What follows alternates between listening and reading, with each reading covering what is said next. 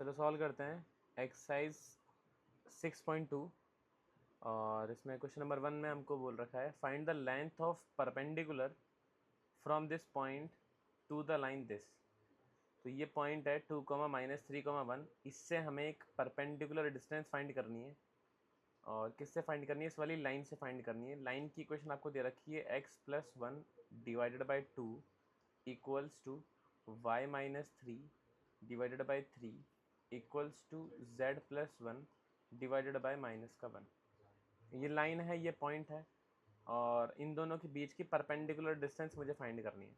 अब देखो, डिस्टेंस तो आप फाइंड कर सकते हो अगर आपको ये एग्जैक्टली नीचे वाला पॉइंट आपको मिल जाए।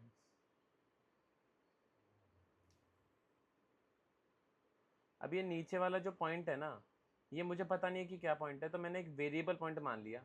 तो x, y, z मैंने मान लिया। अब जो लाइन के अंदर वेरिएबल पॉइंट होता है उसको हम कैसे कैलकुलेट करते हैं? लैम्डा के टर्म्स में हमें निकालना होता है। तो चलो निकाल लेते हैं। यहाँ से देखो x का वैल्यू कितना आ जाएगा, यहाँ पे 2λ-1। इसी तरीके से y का वैल्यू आ जाएगा 3λ+3। और z का वैल्यू आ जाएगा -λ-1। अब ये x, y, z मेरे को मिल चुका है।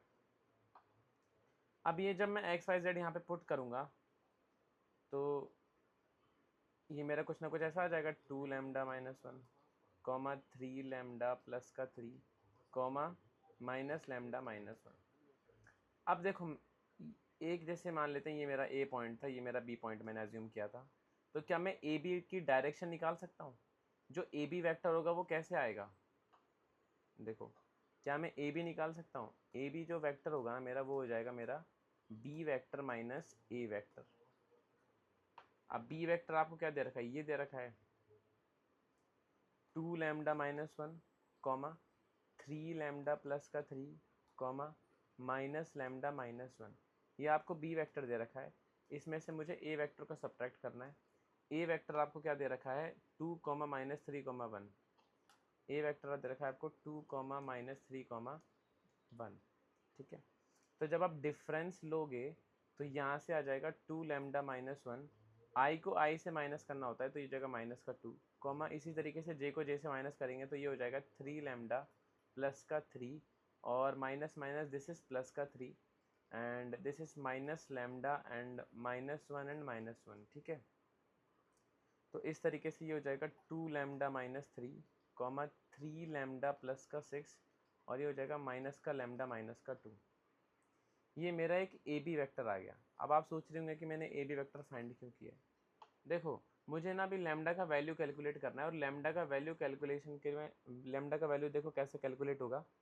जब आप इस ए बी वेक्टर की जो डायरेक्शन है और इस वाली लाइन की जो डायरेक्शन है, देखो लाइन की डायरेक्शन कहीं ना कहीं ऐसे होगी और ए बी वेक्टर मैंने निकाला है वो ऐसा है।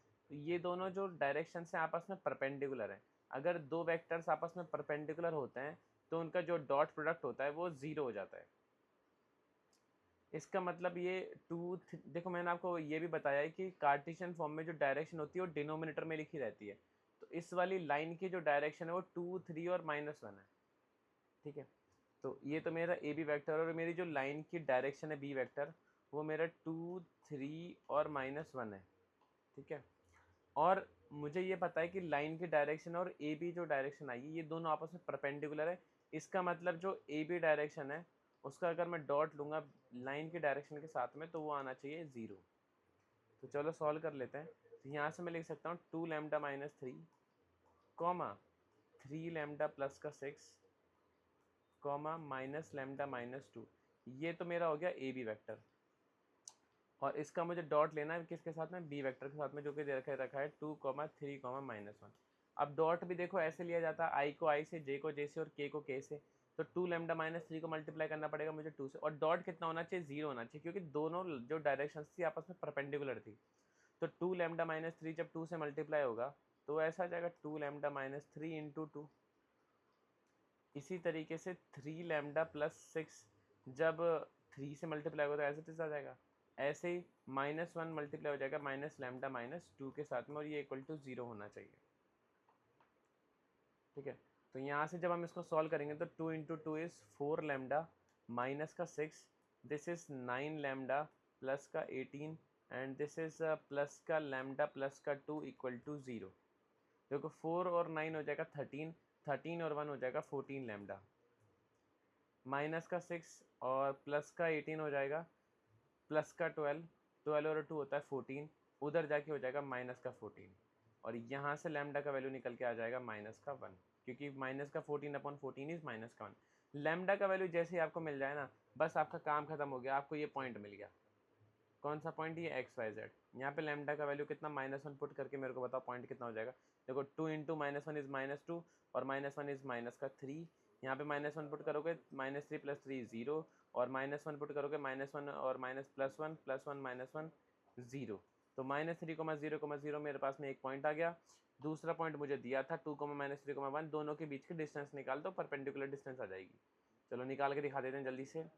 2 3 एक पॉइंट है मेरे पास में, क्या 2, 3, कितना दिया था, 2, -3,1, 2, -3,1, और बी पॉइंट हमारे पास में आया है 3,0,0, बी पॉइंट में -3,0,0, -3,0,0, तो दोनों के बीच का जो डिस्टेंस है वो निकलेगा डिस्टेंस फार्मूला से, और डिस्टेंस फार्मूला जो होता है, जो परपेंडिकुलर डिस्टेंस है ना, वो निकाल दो। परपेंडिकुलर डिस्टेंस वो हो जाएगा मेरा x2 - x1 का whole square plus y2 - y1 का whole square plus z2 - z1 का होल स्क्वायर, और पूरे का अंडर रूट। अब देखो ये मेरा x2 का आप किसी को भी मान सकते हो, मैंने इसको मान लिया, तो -3 और -2 करूँगा तो मेरा हो जाएगा -5 का होल स्क्वायर प्लस ये हो जाएगा 0 -3 प्लस का 3 हो जाएगा इसका होल स्क्वायर प्लस इसी तरीके से 0, इसको भी अच्छे से लिख लेते हैं अपन, ऐसे लिख लेते हैं -3 और -2, ठीक है, और ये हो जाएगा 0 -1 का होल स्क्वायर का पूरे का अंडर रूट।